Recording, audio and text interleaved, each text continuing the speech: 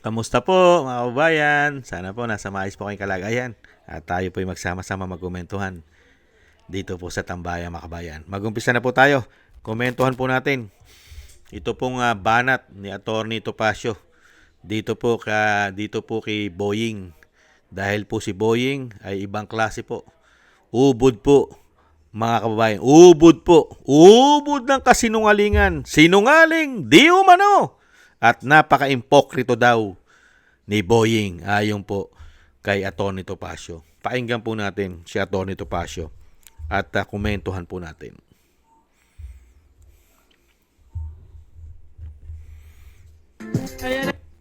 Kita nyo kung paano ka-ipokrituhan ha. Noong si Villanueva ay nasa panig ng grupo ni Cayetano, iniimbestigahan ng DOJ. Ano yun? Eto, kita nyo kung paano ka-ipokrituhan ha. Opo. Ni Justice Remulla, ha? Remulla. Oo, Okay. hindi Justice yung Ah, hindi. ombudsman. Oo. Okay. Nung lumipat na Nasa kanila na.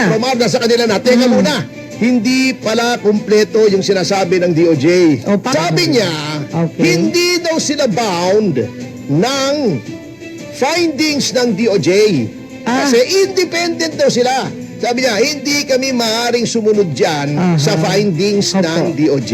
Independent ang ombudsman. So kung sabihin man ng DOJ, dapat nang kasuhan si Villanueva, magsasagawa kami ng sarili naming pag-aaral. Yan ang Ayun. sabi ni Remulla. Oh, Very clear grabe. yan. Pero, tingnan mo ha, Opo. pakinggan mo, Jujubi. Sige po. Pero, yung sabina nila kay Mike Defensor at saka doon sa 18 Marines at saka doon sa kay Levy Baligod, sinasabi nila sila daw ay inatasan ng ombudsman na tignan yung kredibilidad ng 18 Marines. Oh. Kita mo ang kaipokrituhan yan. Iba na. Ngayon, niloloko nyo kami. Parang niloloko nanggugulo. nyo kami. Parang nanggugulo lang kayo sa gobyerno. oo. Ba't ganon? Yun ang sinasabi ko sa mga ito eh. Mabigat eh. Oo. Pagka pabor sa kanila, ganito. Pag hindi pabor sa kanila, ibang bagay. Ayun. Yan po, totoo po yun. Ganyan po ang nangyayari po kay Boying. Ibang klase po. Nakita naman po natin kung gaano katindi ang taong ito. Kung yung anak nga niya nasangkot, nahulihan po ng kahon, napakalaking kahon ng high grade na damo. Siya po ang DOJ secretary nung panahon na yon. 2 buwan lang mahigit, absuelto na doon sa kaso. Napakabilis. At yung nakahuli po, ipinatapon pa yata sa Mindanao yung nakahuli na PIDEA. Ibang klase. Nakita nyo po? Pagka po sa kanila at sila po ang issue at nasasangkot, napakabilis nilang gawa ng paraan. Malinis na malinis. At ganyan po ang nakikita po ni Atty. Topacio at ng taong bayan. Tayo po. Una-una, selective. Pangalawa, pagkakakampi nila, napakarami po nilang binibigay na pabor at delay tactics. Delayment.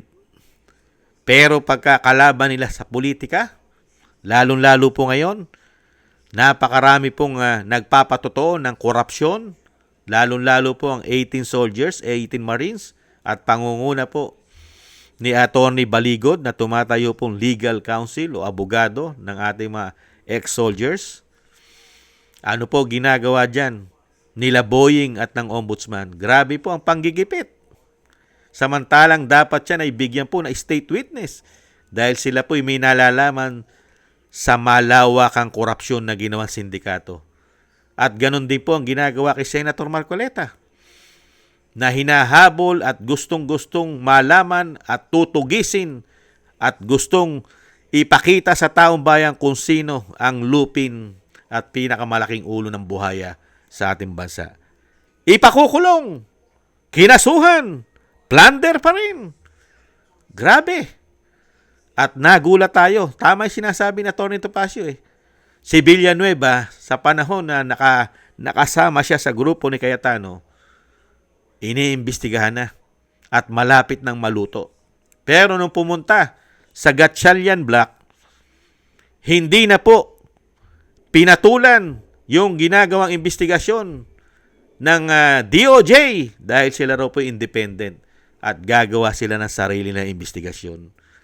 Unbelievable. Kaya napaghahalata. Kaya nga po naghahari po ngayon ang kasamaan sa ating bansa eh. Hindi po ba? Ang naghahari sa ating bansa ngayon sindikato. Sindikato ng kasamaan dahil sa pagiging greedy. Credit grabber. Nandyan din yung money grabber. Hindi po ba? Pati nga yung sinasabing kleptomaniac sa mga tao na ito. Pagdating sa kapangyarihan at pera, nasa kanila na lahat. Hindi po ba? Kaya ingat-ingat po kayo, Atty. Topacio. Baka isang araw, matulad na rin po kayo sa mga may plunder case, mga kababayan. O kaya, papatungan pa kayo kung ano-ano pong kaso na ipapatong at ipapataw sa inyo. Dahil nagkasunod-sunod na po yan. Hindi po ba? Marami na po. Kung si Atty. Roque nga, di ba, tinutugis na. Dahil kritiko ng gobyerno. Nahandyan pa sila dating congressman na Mike Defensor at syempre si Senator Marcoleta at napakarami pang senador na inuusig nila dahil nahandyan na po si Senator Bato at napakulong na rin po nila si Jinggoy, Senator Jinggoy at malapit na rin po yata yan sila Robin Hood. May kaso rin po yan, obstruction of justice. Hindi po ba? Si Bongo, saan naman nila dinadala yan? Sa ICC. At ang mga bilyar, meron din po mga nakahain din silang kaso dyan. Baka isang araw, Atty. Topacio, kayo rin ang isusunod kasama ni Atty. Guanzon. Ingat-ingat po kayo. Yan po mga kababayan, ang komento po natin sa walang kakwenta-kwenta sa kasaysayan ng Pilipinas, nagkaroon po ng ombudsman di umano sa katauhan di umano ni Boying na may anak na nahulihan ng high-grade na damo. Napakabilis, instant.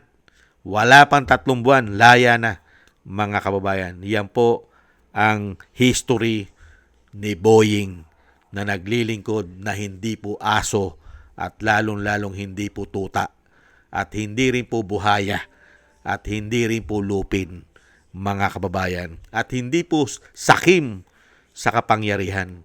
Hindi po ba? Maraming salamat po sa gusto po natin tambayan mga kabayan sa YouTube at TikTok at ganoon din po sa ating mga subscribers at patuloy po nagsusubscribe sa mga nagko-comment, like, share, and subscribe.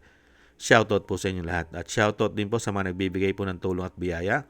Shoutout po kay Eric Hershow from Canada, kay Jake Yahut from California, USA, Kingston from Hong Kong, Gina Ray from Berlin, Germany, Julieta Silona from Sydney, Australia, Baby Roman at Ate Isa from Cagayan Valley, Jem Aris from United Arab Emirates, Ani Jo, kay Tatay Nick from Toronto, Canada, kay Jesus Valdepena, Rolando Guerrero, Mila Yi, Felipe Shapno from Texas, USA, Ma'am LB Sermani from North Miami, Florida, USA, Mika Legaspi, Frank Zamora from California, USA, at Romulo de Binagracia from Bacolod City.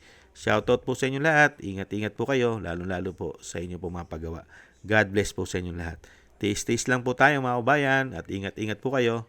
Bye-bye!